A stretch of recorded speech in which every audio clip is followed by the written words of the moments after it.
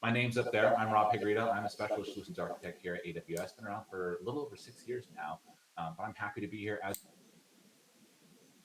one of the hosts of this new show that we're launching today. So, Neil, I'm going to turn it over to you to introduce yourself, and then for Ivan, start the show. All right, thank you, Rob. Welcome all to the show and tell, right? So, what else can we get from the show, right? We're going to get a lot of demos from this show. Today's episode is special, but I'll go into the introductions. So, I'm Anil Nadiminti. I'm your host today. I'm a senior solutions architect here at AWS, and I support enterprise customers in the northeast of the US. And joining along today is Ivan, OTIO. Hey folks, my name is Ivan. I'm currently a senior technical trainer with AWS. Prior to my current role, I was in AWS ProServe or professional services, working as a ML engineer for solid 2.5 years. And as I've transitioned to my current role, I've carried through my passion and love for AI and ML. So today we're going to talk about some fun stuff with some of the innovative models. But before we get there, I have a question for Rob. You said you're a specialist Yeah, essay. So what do you specialize in, Rob? I actually specialize in efficient compute and a little bit on Very containers and cool. serverless now. Yeah, so not ML or AI. So Cool, cool. Awesome. yeah, no, I thought it was interesting, right? For everyone, right? Your current title for you, Ivan, right, is you're a technical trainer like lead, right? So like you do a lot of the training aspects for things for AWS. You want to talk a little bit about that because I think that's an interesting title and like I love training stuff. It's like one of my passions too. That's why we Yeah, like yeah. doing shows and stuff too, is to help people learn.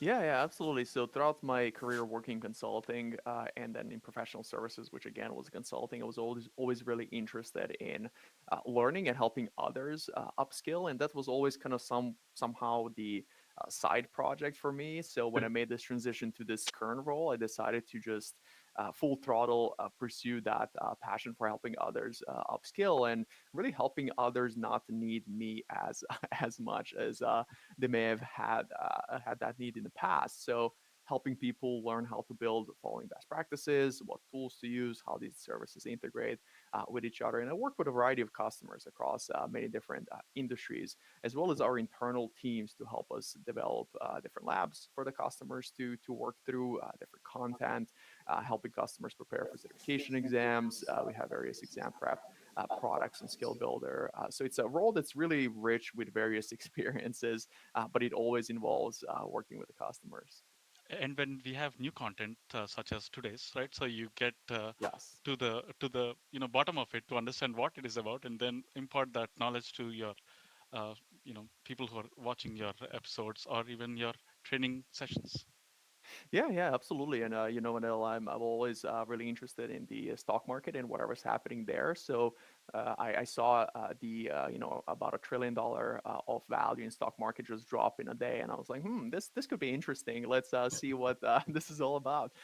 And that kind of led me down the path of exploring DeepSeek a bit further, and specifically being interested in, okay, how can you actually use this on AWS? Because as we'll talk about here shortly, it's a massive model, so it's not something you may want to run on your laptop.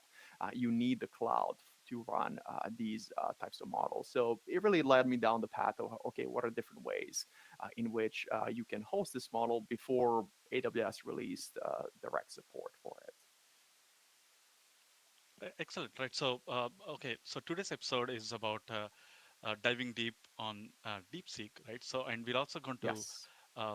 take a very close look at how to deploy the models, on AWS and what Mhm. AWS has to offer to be able to get these models out, right? But before we go into all the details, let's understand about DeepSeek, right? So let's maybe talk about what's so special about DeepSeek here. So there are actually various aspects that are quite unique and special about DeepSeek. There's a certain level of mystery involved around it as well. So maybe we can talk through some aspects that are maybe a bit questionable first, just glaze over those, and then focus on some of the things that are breakthroughs. So what is DeepSeek? It's an AI startup that really is sponsored and managed by this massive hedge fund based out of Hong Kong. That's a $5 billion hedge fund. And sponsoring this little team that has released this model that we call R1 by DeepSeek. So what's a little bit mysterious about it is that they've shared that they spent only about $6 million on the training process, which is vastly less than what the competing AI startups and larger companies are spending, like Meta, Anthropic, which is on the order of about $100 million. So we're talking about almost 95% cut in a span. So that caught the imagination of everyone right away. And as well as that, they've shared that they use some chips that are not the latest generation of chips. There is a specific kind of chip that NVIDIA makes that are called H800s that are not as performant as H100s, that they're specifically developed for the Chinese market. So supposedly, this startup was using H800s and not a huge number of them to train this model, which again is something that is kind of debated in the AI So community, whether guys, it's true or not, these and created a things that we necessarily AWS don't want to spend too Hugging much Face time on is because they're DeepSeek not AI, facts a detailed necessarily. That's where analysis. people disagree on. So I'd rather have us focus on some of the things that are factual, that are really innovative and breakthroughs about this model, and maybe we can talk about the training process and what's interesting about the training process here first. So DeepSeek used the different kind of policy as part of the training process that estimates what is going to be the optimal action to take as part of the reinforcement learning. It's called the GRPO, which is a group relative policy optimization. Instead of the more standard process, the PPO, that's the proximal policy optimization that has been used by other competing organizations previously. And GRPO was pretty innovative in a sense that it fully eliminated this function that was a separate model predicting the advantage estimation, and that led to substantially lower footprint, memory footprint, and lower costs of Mm-hmm. training that model. So that is something that they've described in their paper that was pretty unique and pretty interesting, really frugal of them to take that approach. And then perhaps something else that really stood out as part of the training process is that they didn't rely on CUDA as much. CUDA is NVIDIA's programming language that allows us to take advantage on a higher level of the low level hardware. And CUDA is very frequently used by AI folks to take advantage of the GPUs very easily. But what DeepSeek has done, they've sure used CUDA for some of the general GPU programming, but then they also, for certain special functions, critical functions, they've bypassed CUDA altogether, and they went directly to the low level language, kind of like imagine doing assembly programming using NVIDIA's PTX, which allowed them to unlock much greater savings.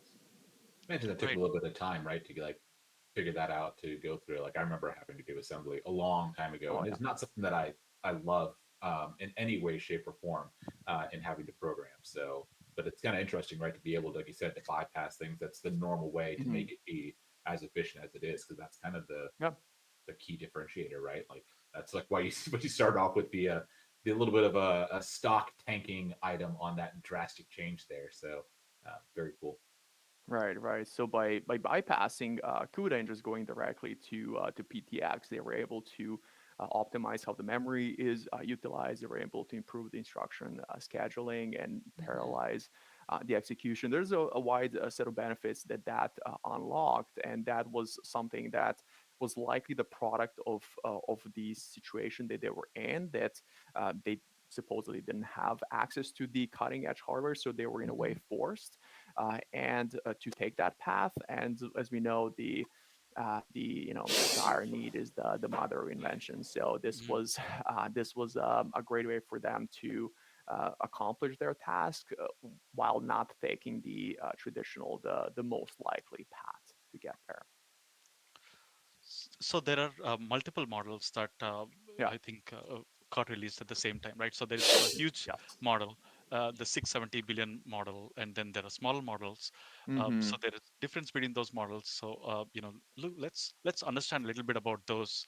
as Sure. well, right? So these are like half a terabyte, close to half a terabyte models. Yeah. Right? So if we were to run these, we may not be able to run them on a laptop or a server, right? Because we need a lot of essential compute as well as memory, right? And GPUs. Mhm. Yeah, absolutely. And that brings us to the inference, right? Part of what is interesting about it. So perhaps the most interesting part when you get to the inference is that this model is open sourced. And that is quite unique because it oftentimes takes substantial funding to make these things happen. So organizations are oftentimes reluctant to open source them, but DeepSeek has done it. So we have access, to your point, Anil, to the weights of the model and quite a bit of understanding of how the model was produced. To your point, yes, there is the original model is quite large. 671 billion parameters, and we can find some of that information on the Hugging Face page for this particular model that I'm currently on. So if we scroll further down to some additional information about the model, we can see what you just mentioned, 671 billion parameters. And something else that is very, very interesting about this model is also shown on this page, which is that out of those total 671 billion parameters, there are about 37 billion parameters that are activated as part of the inference. So that makes utilization of this model really, really efficient and by the extension, really cost effective because we don't need as much infrastructure to run this. Now, the way that this is achieved is not necessarily as innovative. It is based on the mixture of experts architecture where there's multiple models involved and depending on what type of a prompt is being sent and what tokens are being processed, different experts may get engaged to generate the response. However, even though this approach has been introduced and pioneered by Mixtral, a French startup, with their Mixtral model that was Mixtral 87B model. They What they accomplished was not as extensive because their model was about 47 billion parameters in total, and they were activating about 13 billion parameters out of those 47 or so. So that, if you do a quick math on that, let's say we are gonna divide 13 by 47, that is about 27.6% of the parameters that are being utilized. So now if you compare that to what DeepSeek has accomplished, 37 divided by 671, it's only about 5.5%. So we're talking about the 5x improvement in terms of how small of a number of parameter needs to be activated in order for this model to be able to generate the inference. So that is something that, even though a mixture of experts is not invented by DeepSeek by any means, they really push the boundaries of how efficient you can make the model through this process. And of course, through prompt engineering, we oftentimes talk about a very effective prompt technique called chain of thought, where we instruct the model to think about how to approach the problem. So this is really baked into the model itself. As you interact with it, as you present it with difficult problems, it's going to think through how to solve that problem and approach solving it instead of just right out of the gate try and give an answer that may be incorrect. So those are some of the things that really stand out from the inference perspective. And I want to touch up on something you mentioned, Anil, around how there are multiple models available. So this is where you may say, hold on, I thought that they were just R1. How are there multiple models? Right. There's the original model, which is R1. That absolutely gargantuous model with 670 billion parameters. But there's something interesting that we can do with LLMs that is called the model distillation. And that is how we arrive at these smaller models that we see here below that are fine-tuned versions of Quen, of Llama, that are open sourced So architecture. yeah, so let's break it down for our viewers here, right? So let's understand what this distillation process means, and let's uh, probably throw some light on that. Sure, sure. So the distillation process is looking to select a really large model that is highly competent, that we call referred to as the teacher model, and then a much smaller model that is not as evolved that we call a student model. And the goal as part of distillation is to transfer as much knowledge and behavior to from the teacher model to the student model. How do we accomplish that? Well, we generate send various prompts to the teacher model, the large model, and capture its responses, and that becomes our fine-tuning data set. The prompts and responses that we use to fine tune these smaller models. So, through that fine tuning process, we arrive at the model that is becoming better and better at mimicking a small model that is becoming better and better at mimicking the behavior and the responses of this really large model. So one of the analogies that's kind of floated in the AI community is that when you have from the insect world, for instance, you have a Hmm. larva that has a main goal of kind of absorbing as many nutrients as possible, and it doesn't have to be mobile. It doesn't have to focus on that. So its main goal is to absorb as much as possible in order to eventually create a butterfly, right? So similarly, these massive models, their goal is to absorb as much knowledge as possible. They don't need to be very fast because that is not their primary purpose. Their primary purpose is to absorb as much of the knowledge as possible. And then through the distillation process, you go from the larva to a butterfly. You go to a model whose main purpose is to be very fast, to be very mobile, very easy to use, and try to retain as much of that knowledge from the larger model. Excellent, right? So yeah, so that's the idea about those smaller models, right? So Yeah. they're specialized in the way that they serve the usage, right? So maybe one of them is special in coding tasks, right? So Hmm. something like that. Yeah, exactly. And that's the benefit of the smaller models is not only can you transfer the knowledge through distillation, but you can also additionally fine tune in one particular domain. So a model who is maybe not as evolved in medicine or in law can be fine tuned on that specific data set to help it become more effective in those domains. Excellent. And before we go into the demo and so on, right? So let's also debunk the cost involved in Hmm. training, right? So it, it's said that the training costed around less than 6 million, where comparable Yeah. models costed tens of millions, right? And let's debunk that. Let's understand what happened there, and maybe throw some light Hmm. on that as well, right? Yeah, yeah, absolutely. And I touched upon this a little bit earlier. The reported number is reported by DeepSeek, and we can take their word for it or not. They the situation that they're in, given where they're located, they really should only have access to H800s chips from NVIDIA, which is specifically designed for the Chinese market. But what they've accomplished really seems to stem from the latest, most cutting chips that are H100s. And as we know, the laws and regulations are there, but sometimes some organizations can bypass those. So there's some speculation that they did have access to actually quite a bit of H100s to produce this model. But again, that's something that Yeah, yeah. is we can't quite confirm. And then the R1 model was trained on other base models, right? It's like Yeah, V3 and exactly. R10, right? So there is like Yeah. training that was already involved, and the cost is already involved in that training process already.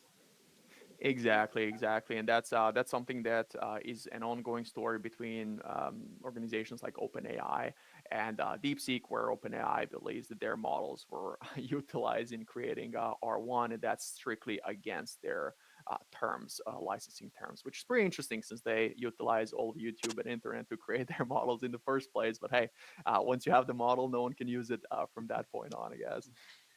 Yeah.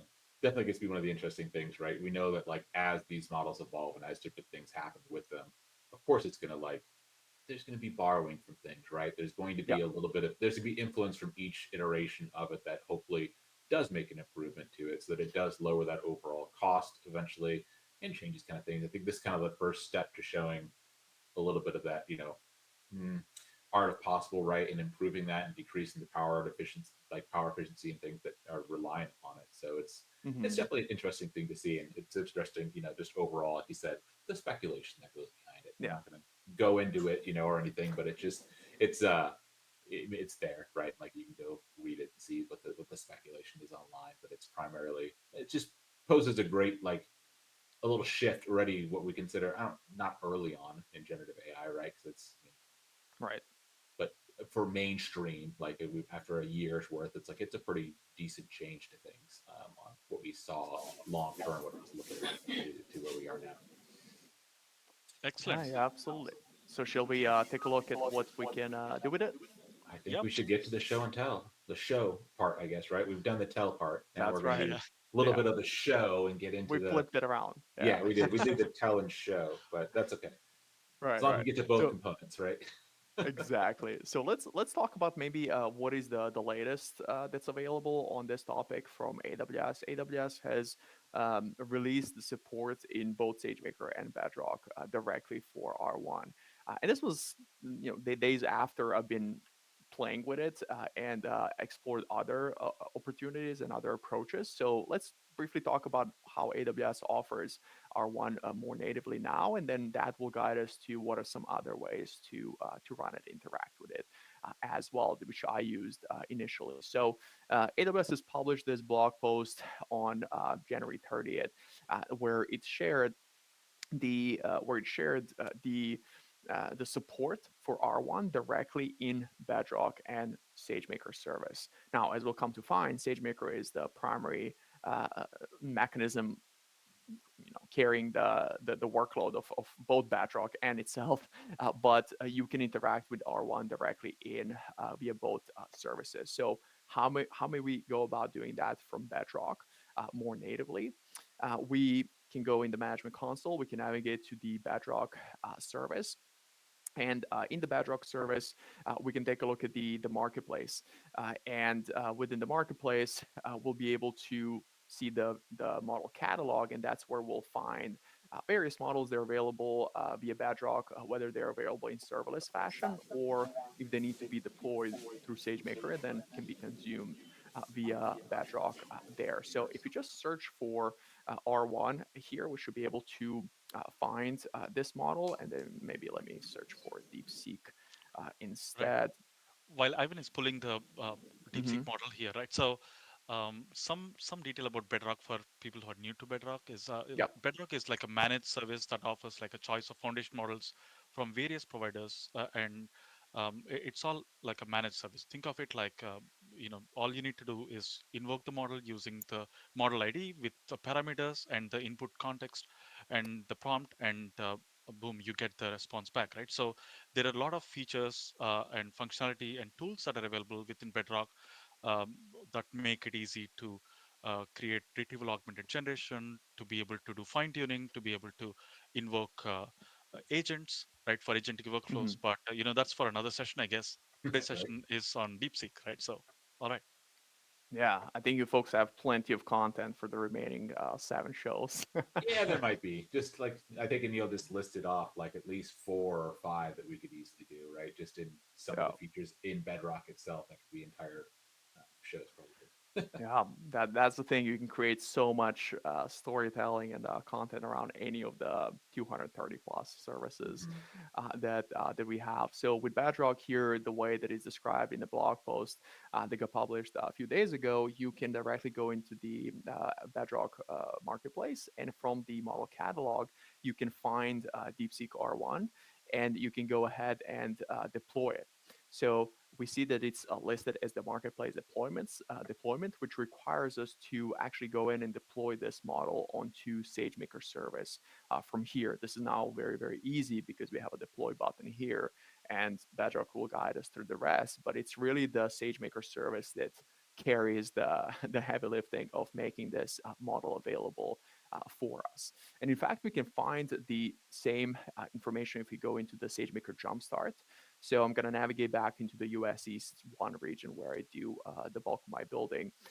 And if I go to SageMaker AI service here next, and I enter the SageMaker Studio, we'll be able to find the uh, R1 there as well, and then the rest of the work will be done from that point on as well.